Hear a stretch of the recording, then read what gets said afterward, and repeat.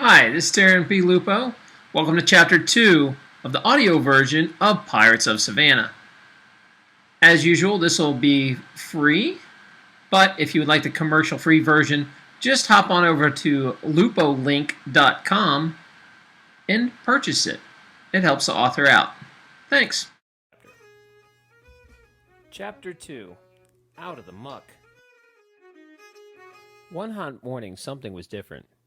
Patrick helped the weakening Isaac complete the chore of dragging 3 more bodies into the yard to be thrown onto the fire. Patrick did not enjoy being picked by the guards to help his Jewish friend drag the pus-oozing bodies into the yard. Often the pox-stricken only appeared dead when they were thrown onto the fire pit. Their screams were animal-like and unnerving, but they were silenced quickly enough. Patrick reasoned that the hasty death was the only sign of mercy in the pestilent pit like this. He and his gaunt Hebrew friend learned to appreciate the few fleeting moments they could enjoy of the sunlight in the yard. When the 2 men returned to the cell, he, Isaac, and Seamus were ordered to take the food out by the door and dispense it to the other inmates, as they had 100 times before. But then a guard barked, "Hurry up and eat. Your ship is leaving today, and I ain't fucking larking with you this time." Patrick froze in his place with a bucket of gruel and a ladle and stared at his 2 friends. Seamus was so stunned, he dropped the water he was carrying and asked, "Did you just hear that, laddies?" The guard grew impatient with Patrick and Seamus, who were taking too long to dole out the food, and hissed, "What's wrong with you, damn fools? Would you prefer to stay in bloody London? I said hurry it up. Now move." He then addressed the entire cell.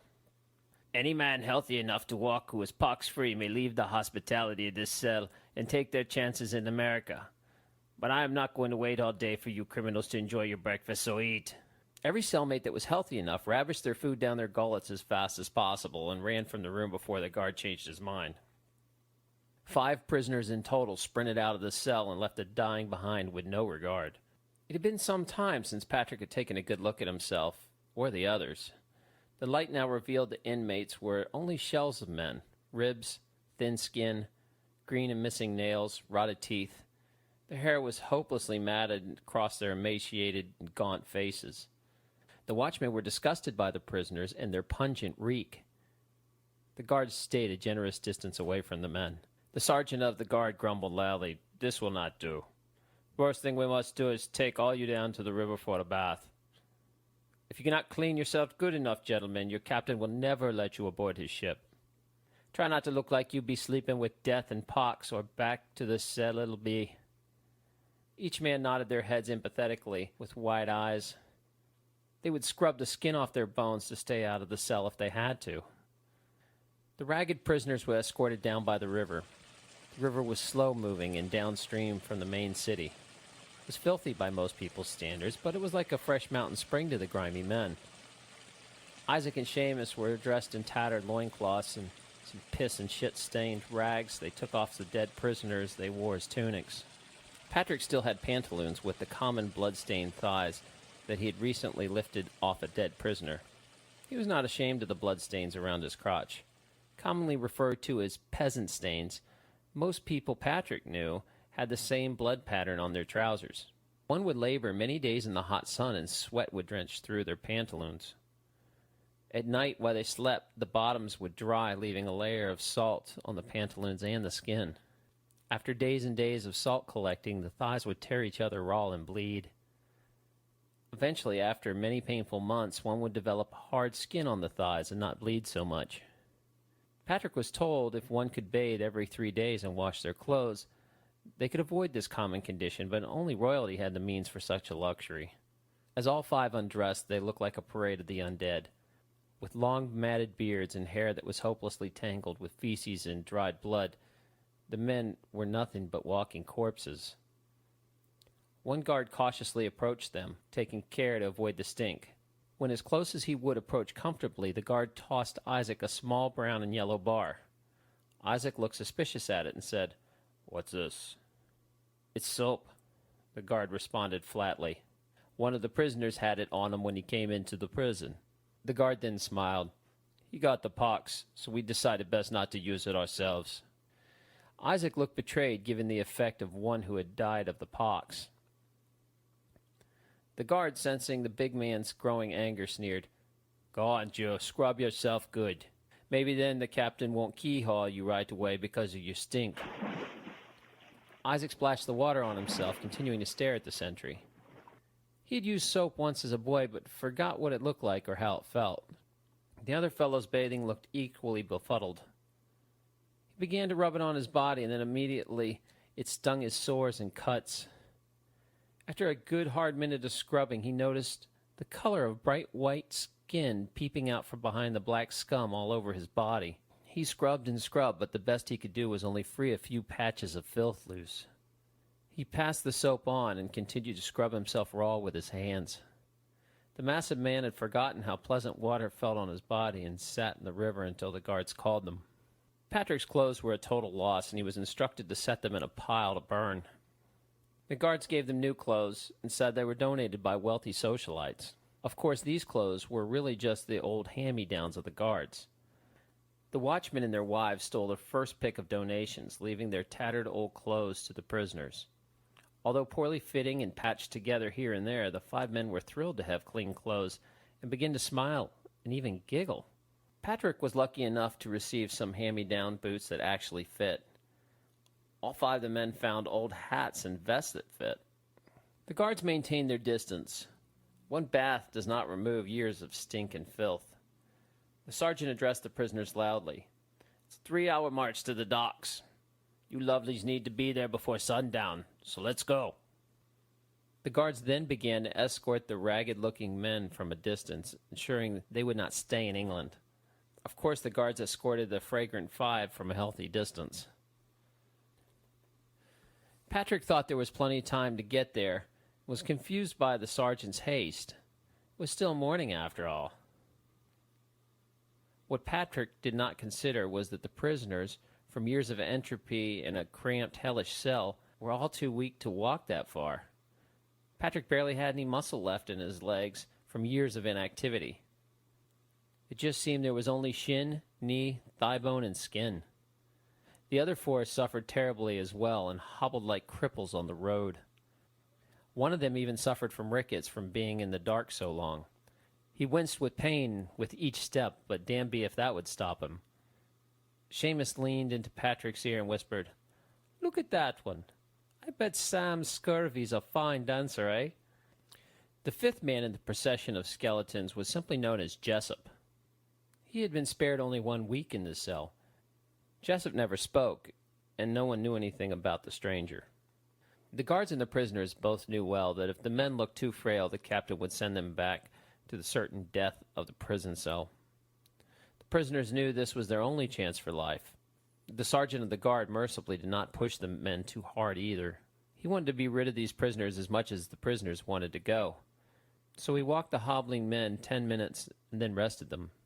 The group repeated this rhythm of walk and wait for almost 6 hours before they finally arrived at the docks where the sun hung low. Patrick had never seen a ship this big up close before. It seemed impossibly gigantic and was completely taken back by the sheer scale of the vessel.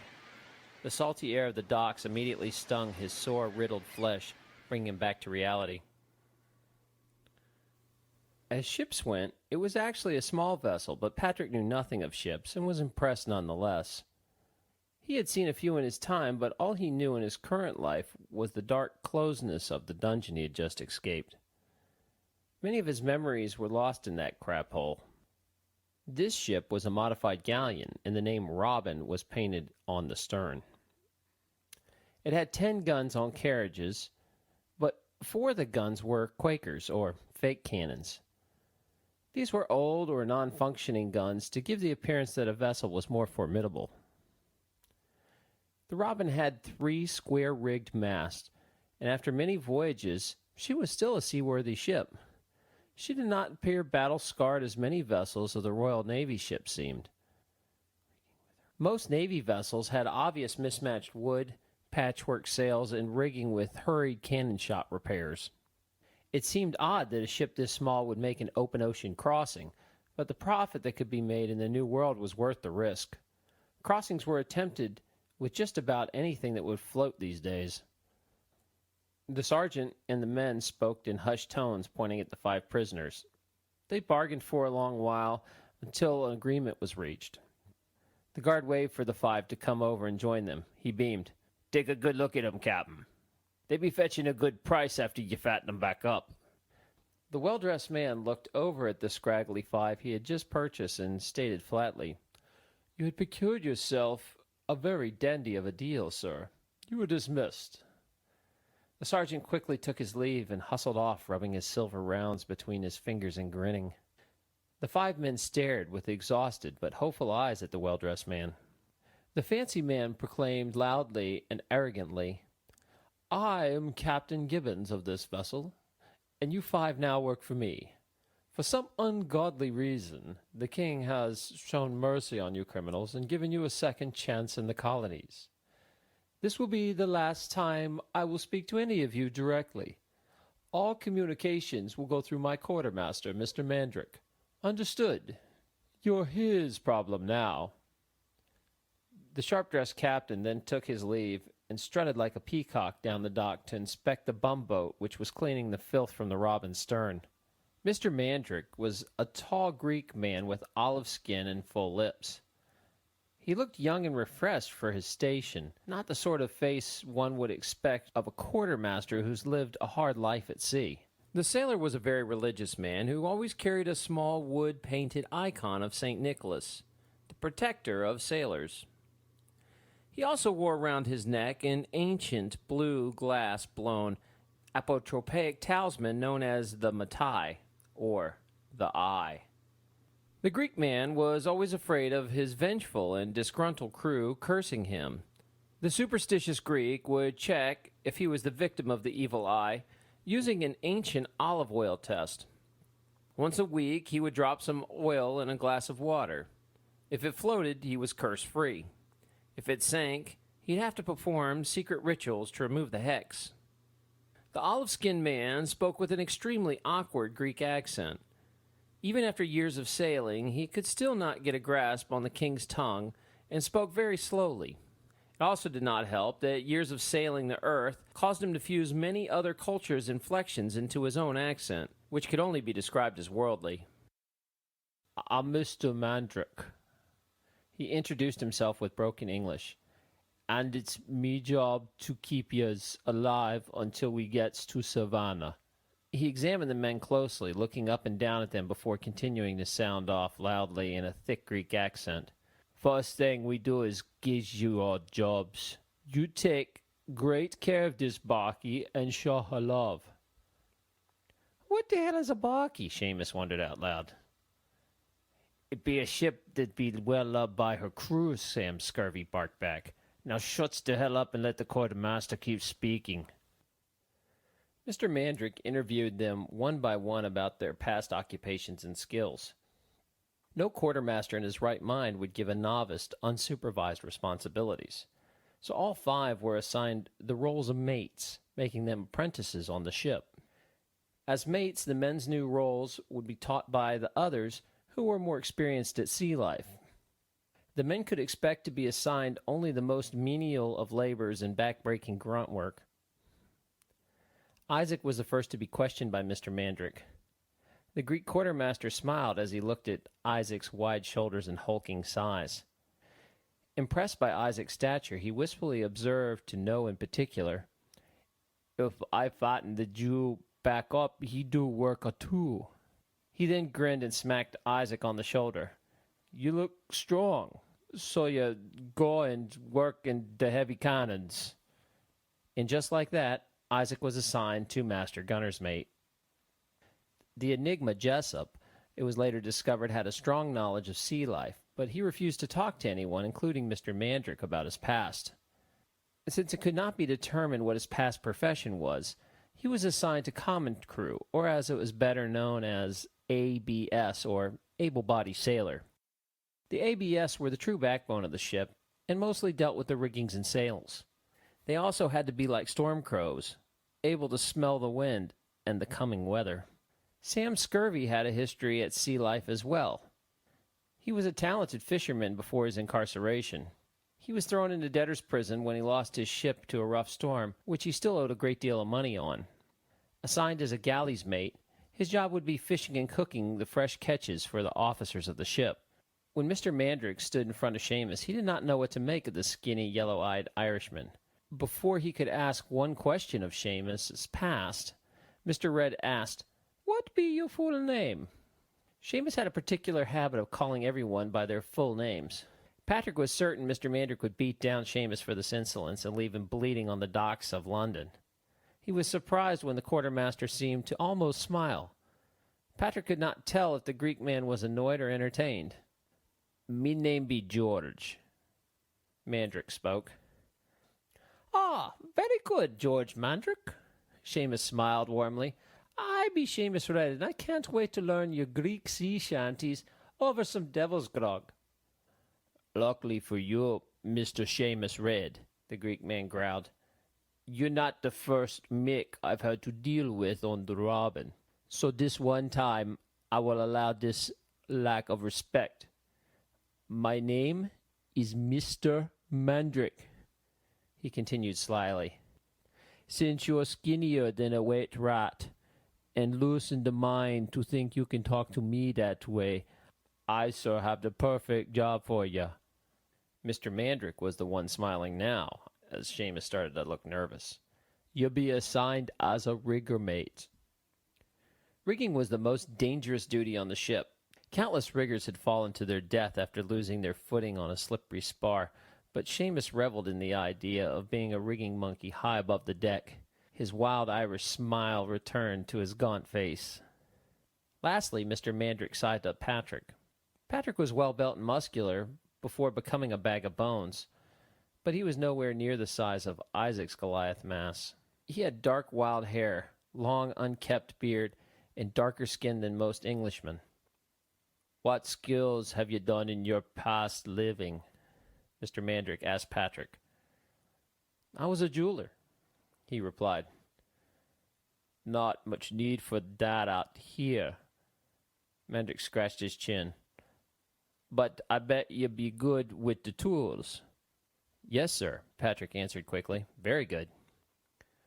"Fine," Mandrick decided. "So you'll go be the carpenter's and surgeon's mate." Mr. Mandrick belched out the names of 5 members of the crew and commanded them to hurry to the decks. 5 men scrambled from all parts of the ship everywhere, from the rigging to below the deck. They quickly scurried down the gangplank onto the dock. Mr. Mandrick made brief introductions and handed the mates to their newly appointed teachers, who they were informed they would be quartering with. Daylight was running out, and the quartermaster was in a hurry to cast off before it was night. The 5 were rushed up the gangplank and split up to watch their new instructors perform their casting-off duties. Extremely large and heavy barrels were being rolled up the gangplank and lowered into the cargo hold. The crew lowered the barrels using a system of a large wooden anchor winch with ropes attached to the yardarm. When the supplies were all loaded and their bumboat was paid for its cleaning services, the gangplank was finally drawn in. Sam Scurvy and Jessup helped the crew take shifts, ratcheting the anchor up. Even with 4 men taking shifts ratcheting, the process still took an hour and a half.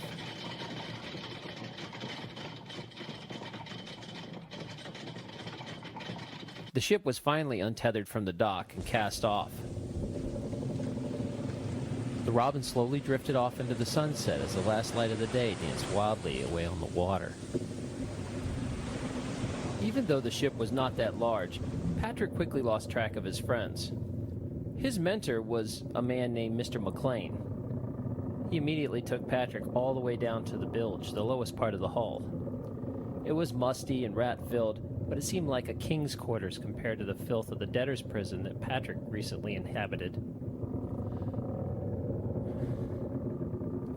On all fours, with only a light of a whale lamp, the 2 men crawled around the floor looking for leaks. "The light's not needed at all," Mr. McLean explained. "You can simply feel around for water and trace it back to the leak." Patrick nodded that he understood. He informed his new mate that a few times a day an inspection would be made to keep the ship watertight. The planks of the hull would be inspected, and oakum would be placed in seams that needed it. would consistently change its shape with different temperatures, and the vessel continuously leaked.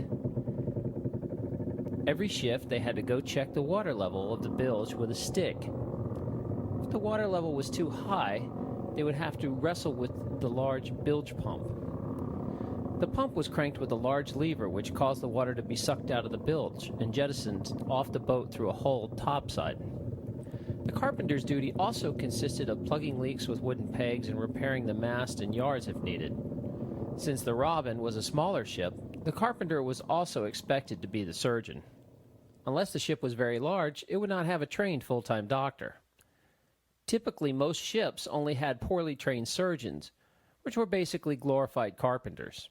Their duties included routine basic health inspections to control outbreaks or setting up a quarantine if needed.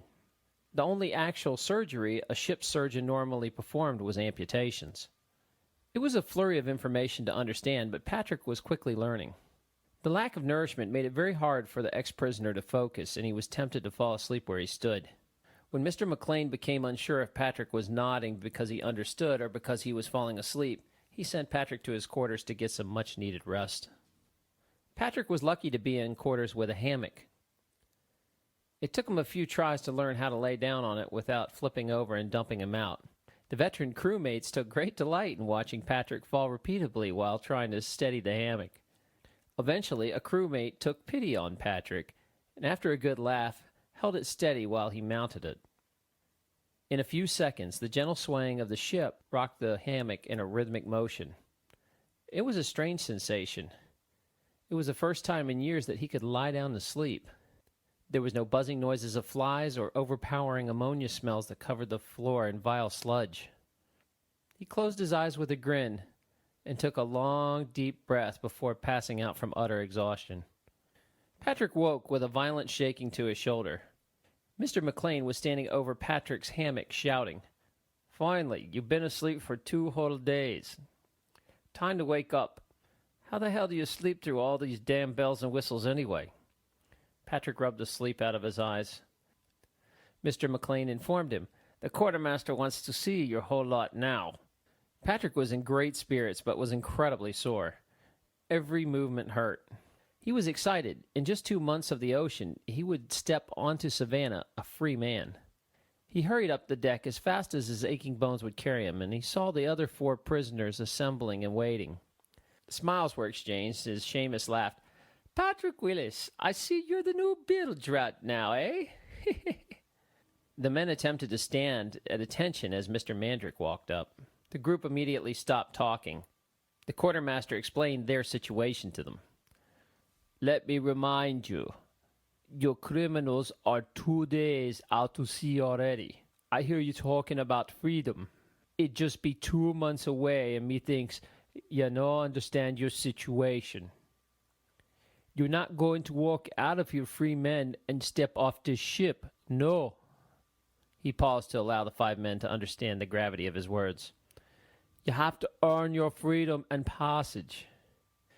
The 5 men looked at each other, wondering exactly what Mandrick meant.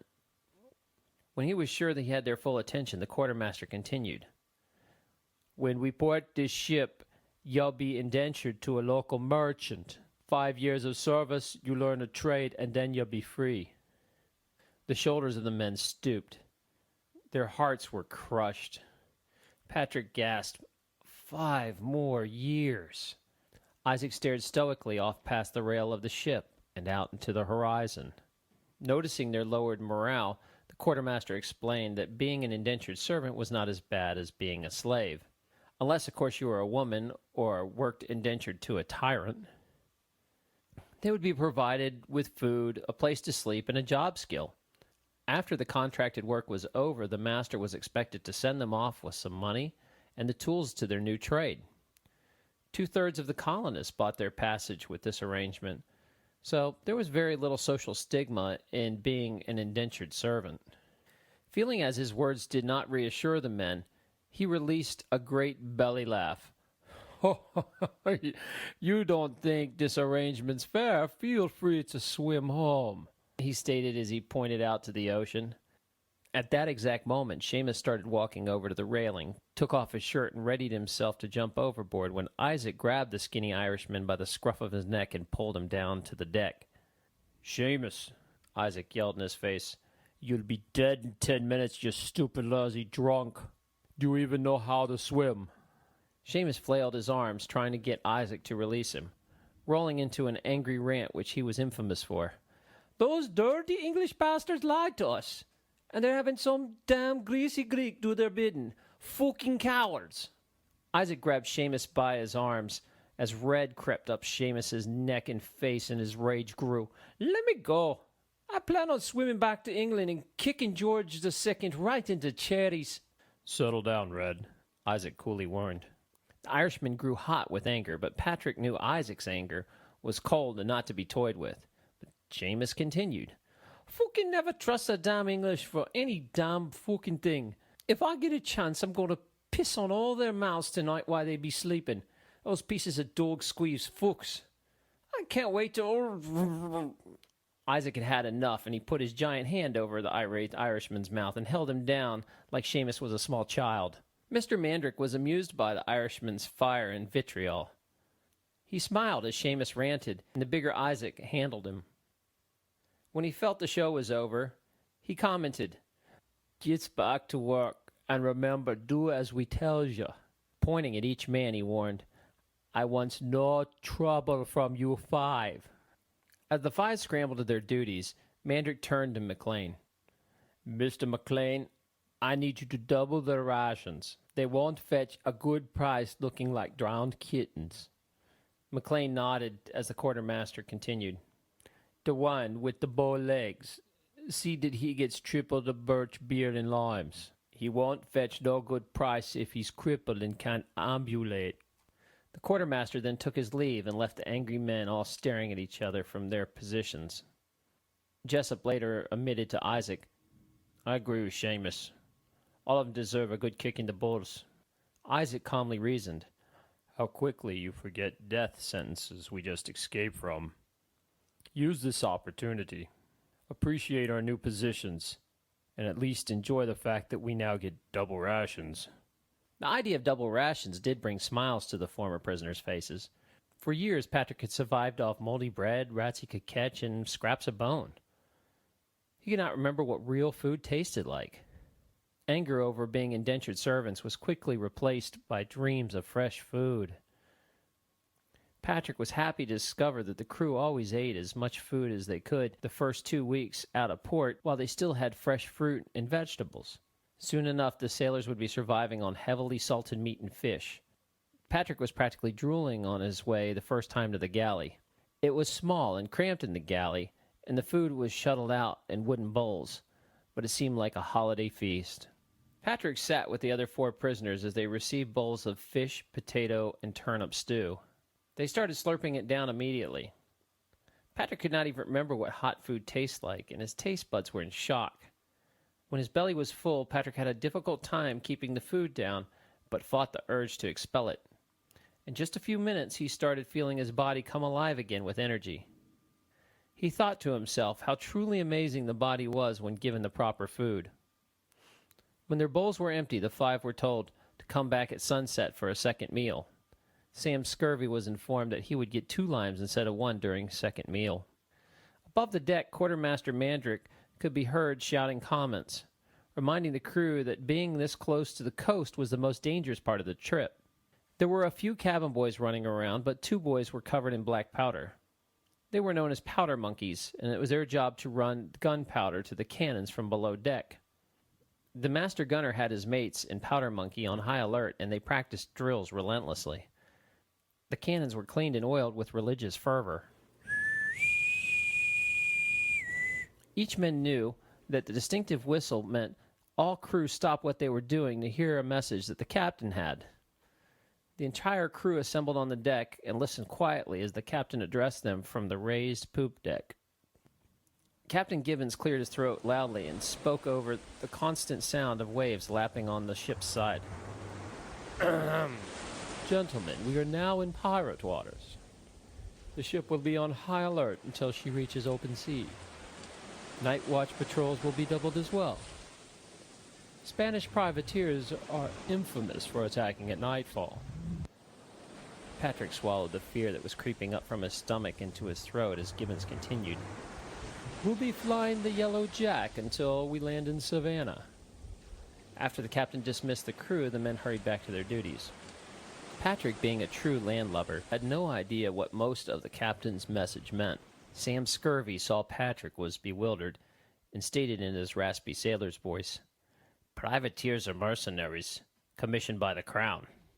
When two countries be at war, the Navy allows pirate ships to attack any enemy vessel. They be basically pirates, but they loot and steal without fear of reprisal since they carry a letter of marque. Both Spain and England use a letter of marque. Ah, Patrick nodded as if he comprehended all Sam had explained. All he had really heard was pirate. The captain will fly the Yellow Jack. It's a warning flag, meaning that the ship is infected with yellow fever. Sam grinned with his broken smile. Hopefully that keeps us getting boarded by privateers. Captain Gibbons had some luck in the past flying the Yellow Jack. Most privateers would not take the chance and leave his ship unmolested. But Patrick knew none of this. He only knew the tales he heard about pirates in prison and had never actually seen one. His family had run in the upper circles of society, was never subject to such gruesome things. Images of bodies tied to the yardarm and heads hung on the ship's bowsprit now filled his head. But these visions evaporated once he was called away to return to his duties as a bilge rat. Surprisingly, life on the ship became routine for the ex-prisoners. Patrick saw most of them between shifts while they were eating their double rations. All the men had already put on weight. Patrick quickly discovered on the ship, besides being a surgeon and carpenter, he was also expected to be the barber. Mandrick informed Patrick that the captain was complaining about the smell of the former prisoners and ordered him to shear off all the hair of his friends. Patrick had no idea how to actually do this and employed the help of Mr. McLean. The surgeon took a very sharp blade and sawed the mats of hair away roughly. Yanking, pulling, tearing, and shaving the thick mats was slow, tedious work. It was painful, and he spied some blood coming from Nick suffered when he was removing Sam Scurvy's long, mangy beard. Isaac was ready to fight when Patrick and McLean came to trim his beard. Protesting, he complained that his religion forbid him from shaving his beard. Patrick calmed down his friend, and a compromise of a trim and a wash was made after much negotiating. Isaac also had seemed to fashion himself a little hat out of leather that he had pinned to his hair. Such an outright display of Judaism would not have been tolerated by most captains' standards, but Gibbons didn't seem to care. The new crew was intimidated by Isaac's monster size and gritty attitude, and no man worked up the courage to say anything derogatory to the Jew about his new hat. When it was Patrick's turn, it seemed to take for hours. Removing 7 years of matted and tangled hair was a slow and agonizing ordeal. Blood flowed from his scalp all over the makeshift barber's chair, down his shoulders, and down his back. When it was finally and mercifully done, Patrick felt lighter, cooler, and reborn. Free from hair, his scarred-up face was now apparent. Being mugged in London and fighting for 7 years in prison had left their mark to his portrait. When he looked at his reflection at the bottom of a brass pot, he did not recognize the face that stared back at him. For the first time, he had saw himself as a grown man and not a teenage boy. The food and sun had agreed well with him, and he was already looking much healthier. Later that day, Patrick heard a ruckus when he was walking about the main deck. He was told by Isaac that Seamus had been trading away most of his food for extra grog. Seamus was now madly skipping along the slick spars in the rigging, singing a happy shanty. No one knew if he was really drunk or if this was just part of his normal behavior. Seamus was now lobster red, with large patches of burnt skin peeling off his body. He wore only a loincloth. The skinny man had complained his long clothes, or land clothes, were being caught in all the riggings. To be fair, very few riggers would ever wear long clothes, and usually wore skin-tight clothes to avoid entanglement. To the crew's horror and delight, they were taken back in seeing a sailor working in nothing but his skivvies. Seamus recklessly hopped around in the rigging, and seasoned sailors were in shock that he had not fallen to a broken back yet. Most quartermasters would never tolerate such dangerous behavior, but Mr. Mandrick started a wager with members of the crew to see when the fool would fall. "I need to see you tonight," Seamus yelled down to Patrick. "I need to take a wee look at me bite." "Come see me when the shift's done," Patrick called back up, "if you live through it." Patrick was above deck to join Mr. McLean for a routine health inspection walk. They would lexically examine the crew looking for signs of pox or fever. They went below to check the surgeon's chest. The chest was mainly a collection of bottles of rum and opium. It also had some blades, saws, braces, and some bandage rags. As Patrick was being instructed by the finer points on how much opium to administer for various conditions, Seamus's bright red, burnt body walked in. Since entertainment was lacking on the vessel, Isaac followed the Irishman down to watch the surgery. "My God, Seamus, let me put some olive oil on that burn," Patrick exclaimed. "I don't need no damn fucking Roman horse orgy salve all over me skin. I'm here for me bite." Seamus began to rub his jaw. "I got so much fire in me front tooth here, I can't sleep or even think. I need you to yank it out, lad, but I gets real nervous when people get so near me mouth." Seamus lowered his voice sincerely and somberly. "Perhaps a wee bit of the creature could help me relax." Mr. McLean fell for the ruse. "We got plenty of rum. I think we can spare some to make this go easier." Patrick actually never seen Seamus drink before, but he knew he loved Satan's nectar. Thinking Seamus would only take a few swigs of the bottle before they pulled out his rotten green tooth, Mr. McLean made the foolish mistake of handing the entire bottle of rum to the Irishman. The master surgeon turned his back to Seamus to dig through a chest and find a small tooth hammer. Seamus lifted the bottle straight up and began to guzzle it down. When McLean found his hammer and turned back around, he was shocked to see one entire empty bottle on the table, and Seamus was downing a second one. He shrieked, "Christ, stop that man before he drinks all the rum!" Patrick and McLean grabbed for the Irishman, but Seamus dodged and weaved deftly, trying to finish the bottle. Isaac laughed heartily as he watched the two men try to catch the wiry, sunburned man squirm and wiggle until the last of the rum disappeared. "Damn you, man! The whole crew might need that later," McLean shouted angrily. "We can't waste this medicine on a damn tooth." With the bottle of rum drained, Seamus finally stood still and belched. McLean was breathing heavily through his nose like an angry bull. "Don't you look at me dumbly. Sit the hell down and let me knock that damn tooth out." In response, Seamus let out a loud, long belch and confessed, "I'm not ready yet, Doctor. Me need some more rum to relax." Patrick tried to tackle him again, but with no avail, beginning the chase once again. Isaac laughed even harder as Seamus somehow kept away from the two men chasing him with a hammer in the small chamber. Every so often, Patrick would catch him, but Seamus would easily break free, and the wild chase would start all over again. Patrick and McLean would become exhausted and give up. Seamus would then continue begging for them to remove the painfully rotten tooth, initiating the chase all over again. The chase highly entertained Isaac, but he knew he had to help end this game. Tapping Seamus on the shoulder, the Irishman turned around to be met with Isaac's heavy right hand punching him in the teeth. When Isaac pulled back his fist to inspect his knuckles, he saw two of Seamus's rotten teeth stuck in them. "Fuck you, you goat-humping bastard!" Seamus yelled as he spit blood on the wooden planked floor. "You got any other health issues you want me to fix while we're here, Irishman?" Isaac smirked. Patrick and Mr. McLean immediately began laughing. "Fuck all of you, you shy teachers," Seamus cursed. "Your breath already smells better," Patrick laughed. "And you're welcome." The laughing was interrupted by the sounds of the watch bell ringing madly, and the ship sprung to life. The bell rang over and over until the entire crew had hastily mustered on the deck. The sun was setting in the west, but a small outline of a ship could be seen quickly approaching. "Man your battle stations! Pirates are missed! Man your battle stations!"